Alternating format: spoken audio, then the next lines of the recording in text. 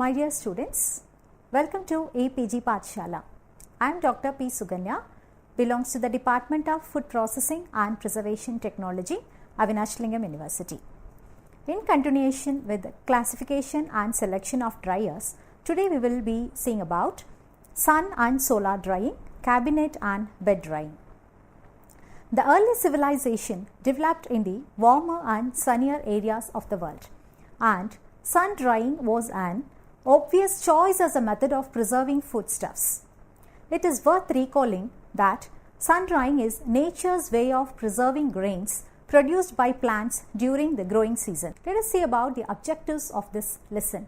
To explain about sun, solar, tray and different types of bed dryers used in food processing, and to interpret food processing applications in these dryers. The agricultural product drying method can be broadly classified into two: sun or solar drying, artificial drying with mechanical means. Let us see about sun drying.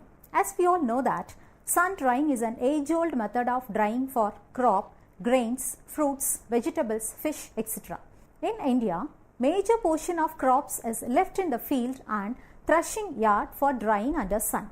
Grains are dried on the plant till proper moisture content is attained. This drying method is slow and takes about 2 to 3 weeks to attain proper moisture content.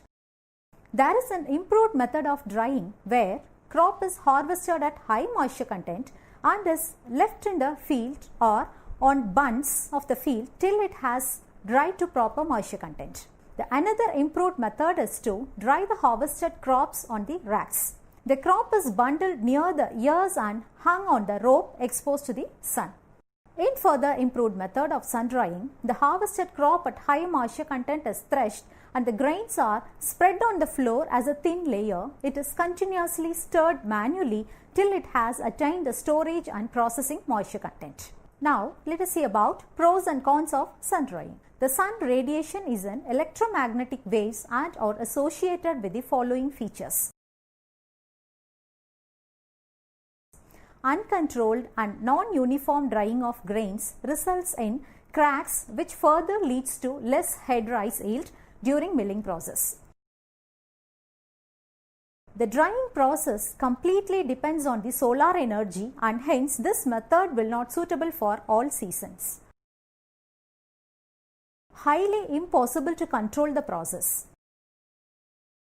This method of drying requires huge number of labors. Contamination from the environment and grain loss will be 1 to 2% due to birds, insects and rodent attack. For sun drying, no fuel or other energy sources required, hence the cost of operation is low when comparing to the other artificial drying methods. The space requirement is high. So, however, sun drying is the cheapest method for food drying. In recent years, the drying method is replaced by solar and other mechanical type of dryers. In-store drying. In-store drying can also be called low temperature in bin drying. It may be used when grains are stored until milled. Weather conditions in tropical climates are less favorable for in-store drying due to high ambient temperatures and relative humidity. 2 stages drying can be produce good quality grains and preventing discoloration of high moisture grains and reduced cracking in the kernel. Solar drying. Solar drying is an extension of sun drying. It can be a means of supplementing or replacing artificial dryers with consequential savings in fuels and cost. Solar drying provides higher air temperature and lower relative humidity than simple sun drying. It enhances the drying rate and lower final moisture content of dried products. As a result, the risk of spoilage is reduced in drying as well as in storage of dried grains. In many instances, solar dryer is the best alternative method for drying foods. Though, in some type of solar drying system requires a power source, considerable savings in energy cost is possible. The 2 basic principles are inherent in the operation of solar dryers. One, the solar heating of air. Second one, the removal of moisture from wet material by heated air. In recent years, solar drying method is used widely in food processing sector. Solar drying is the most economic method when comparing to other mechanical dryers. Let's see in detail about solar dryer.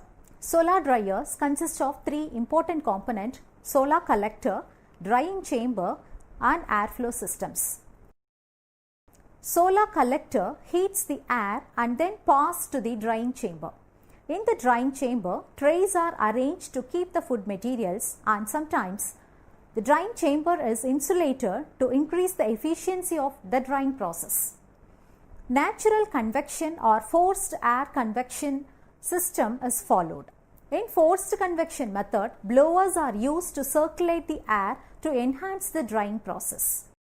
Solar collector, which is called as absorber, is a dark colored box made up of radiant energy transmitting material made of glass or fiberglass and energy absorbing material such as metal also. The radiation falls on the surface of the transparent cover, and dark color promote the absorption of solar radiation into the absorbing plate. The air gets heated when passing through the plate, then hot air is used as a source to dry the materials inside the drying chamber. Now, let's see about the classification of solar dryers. The first classification is direct dryers with natural convection and with combined collector and drying chamber. The solar collector is made by spreading burnt rice husk on level ground. It is covered with plastic sheet on an inclined bamboo framework. The drying chamber is a shallow wooden base with either perforated metal or bamboo matting. The drying chamber has removable panels at the back. It is provided with a chimney to provide a column of warm air for increasing the draught or the flow of air. The dryer is successfully used to dry paddy in monsoon. The second classification is direct dryer with natural convection and with separate collector and drying chamber. The most popular variation of this type of dryer is solar cabinet dryer. This consists of an rectangular cabinet, preferably insulated and covered with roof or glass or clear plastic. The holes are made through the base and upper part of the cabinet.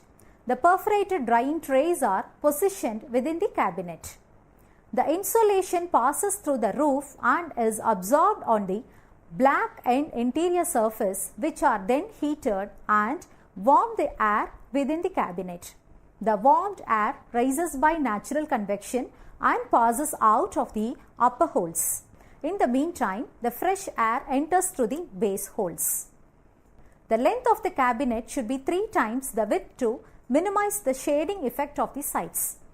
The angle of the roofs should be such as to maximize the amount of insulation received. The third type of solar dryer is indirect dryer with forced convection and with separate collector and drying chamber. In this type, the roof of the dryer is commonly used as solar collector. The warm air from the roof section is sucked by a blower and delivered to the lower plenum chamber under the drying bin. The warm air is ventilated through the products kept in the drying racks or chamber, and it leaves the room through north facing roof. Now coming to the applications of solar dryer.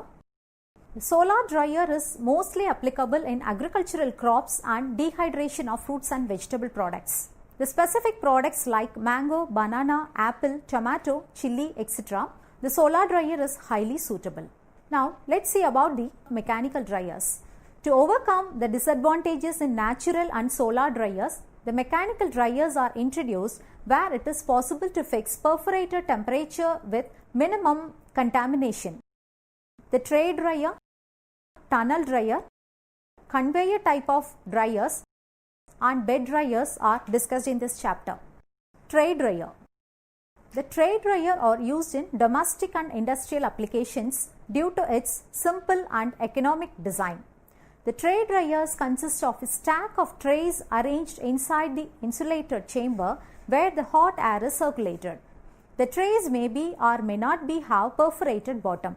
The perforated trays are used when the plenum chamber is at the bottom of the drying chamber. The heater is provided to heat the air stream, and blower increases the preferable velocity of the air. If the heated air is coming from the sides of the drying chamber, the tray may not have perforated bottom. The gap between the group of trays permits air ventilation. The vent is provided at the top of the dryer to release the moist air. Uniform distribution of airflow over the trays is maintained in the tray dryers. The tray dryers are generally used for drying of vegetables and similar type of semi-perishables, and the product are kept in thin layers in the trays. In tray dryer, the drying time varies from 10 to 60 hours. Bin type dryers are sometimes used for the final drying and equilibrium of some dried vegetables. Although often with large modern conveyor dryers, they are no longer needed. They are essentially large vertical cylindrical bins with perforated bottom through which constant stream of warm air is blown. The next type of dryer is a tunnel dryer. This is similar to the tray dryer. When the group of trays are stationary, that system is called a tray dryer, but when a group of trays are moving in a tunnel, that system becomes a tunnel dryer. The flow of heated air in a tunnel dryer may be co-current or counter-current. Tunnel dryer is a direct continuous type and large scale type of dryer. In tunnel dryer, the food materials to be dried are kept in the air heater tunnel. The material is entered at one end and dried material are collected at exit end of the tunnel dryer. Tunnel dryers possesses all advantages of tray dryers. In addition, they have a semi-continuous operation. This type of dryer is very popular for drying vegetables and fruits. As compared to the tray dryer, the investment costs are higher. The wet materials are loaded in trays that are stacked on trolleys. The trolleys are introduced periodically into one end of the tunnel and removed at the other end. A typical tunnel dryer can be operated in co-current or counter-current flow of air and trolleys. Two-stage dryers are also used, featuring a short co-current stage followed by longer counter-current stage. In cross-flow designs, the drying air moves at right angle to the path of the trays of foods. The basic modeling principle for this type of dryers are similar to that of a cabinet dryer. The drying times are similar to those in cabinet tray drying, while the airflow rate is linked to the total number of trays. The dimensions of the tunnel are calculated based on the necessary drying throughput, necessary drying time, and the dimensions and capacity of a single trolley. Now let's see about the conveyor type of dryers. Fully continuous drying operation is achieved in conveyor belt or band dryer.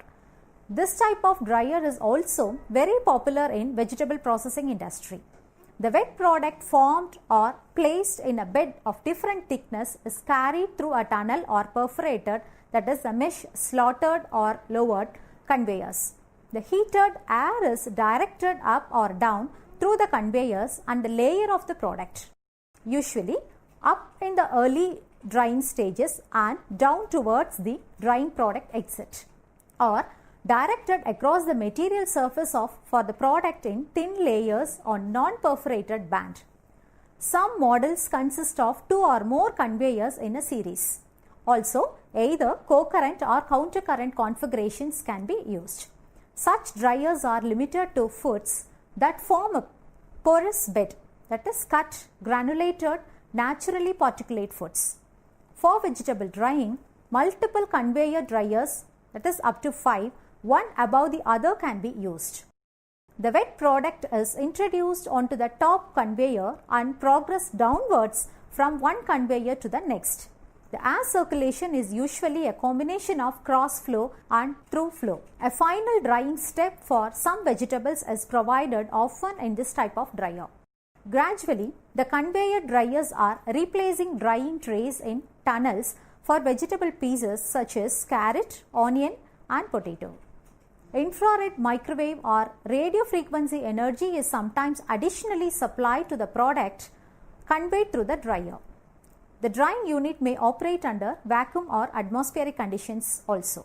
Now, let us see in brief about bed dryers. The first one is a deep bed dryer. Deep bed drying is generally practiced for on-form drying of grains. In this system of drying, all grains in the dryer are not exposed to the same conditions of drying. The grains are placed on the false perforated floor that is raised to a certain height above the ground. The space below this floor acts as an air plenum chamber. The natural air or hot air blown through the bed above it. The air flow through the grain mass in the bed carries the moisture. The moisture transfer from the grain to the outgoing air takes place in a finer depth or zone, which is also termed as drying front. This drying front moves upward in the bed in the direction of air movement. To avoid mold growth at the upper layer of the bed, this drying front should move quickly. Considering the large pressure drop and consequently the higher energy consumption for airflow across the bed, the volumetric airflow rates per unit volume of the grain is kept to the minimum level that would be just sufficient to prevent the spoilage of grains in the bed. The second one is the most important type of dryer is a fluidized bed dryer. The hot air at certain velocity is passed towards the upward direction through a bed of food material. The air stream expands and becomes agitated and suspended to form a fluidized bed. This is called fluidization. The more vigorous type of fluidization occurs at very high air velocities is called sprouting. The turbulence takes place in the bed makes very efficient contact between hot air stream and solid food particles and results in uniform mixing and high heat transfer rate. In this type of drying process, thermal efficiency is very high. The next one is a sprout bed dryer.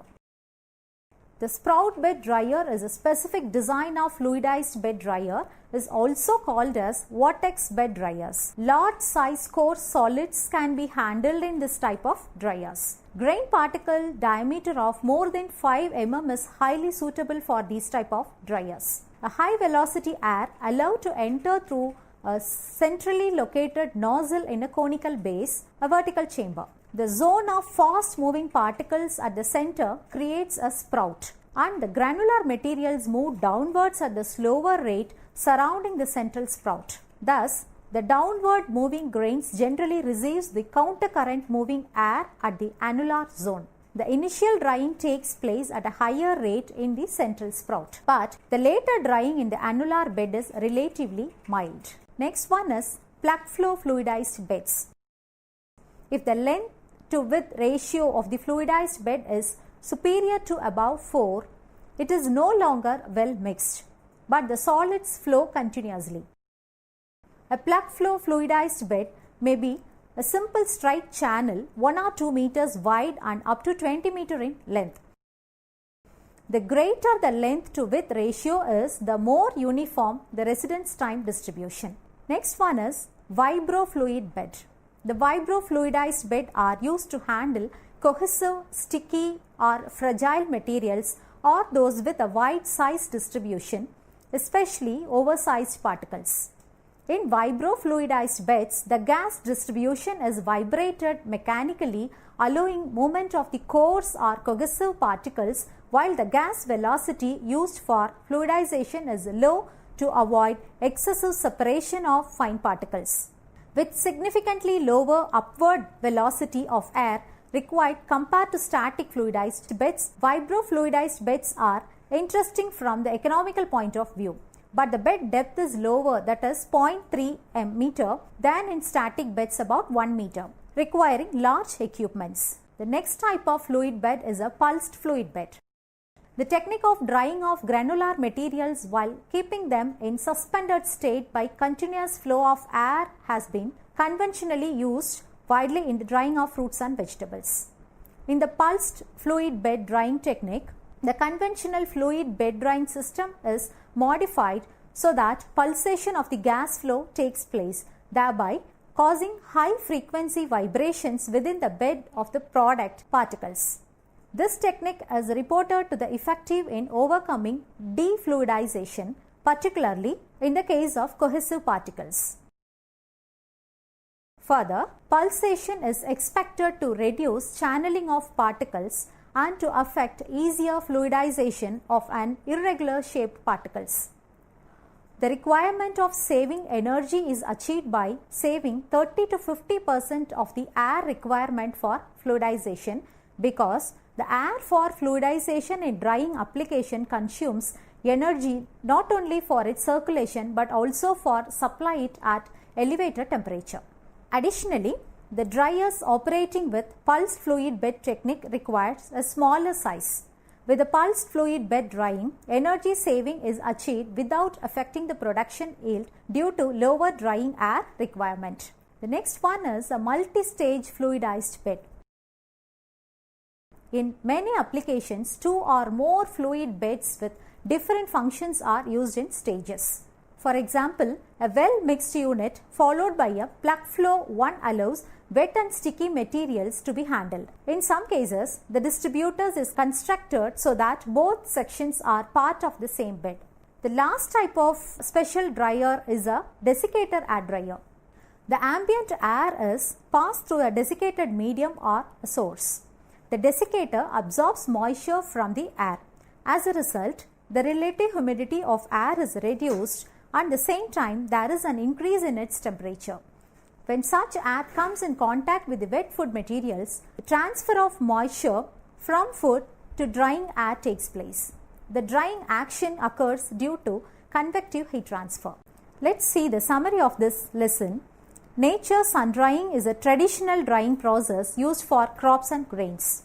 Solar drying is advanced method of sun drying, which is an energy economic method for drying applicable for almost all fruits and vegetables and grains. The mechanical drying methods such as tray dryer, tunnel dryer and bed dryers are advanced type of dryers which overcomes the limitations of natural drying methods. Different types of fluidized bed dryers are applicable for food materials. In this type of drying, uniform mixing of products and better heat and mass transfer rate takes place.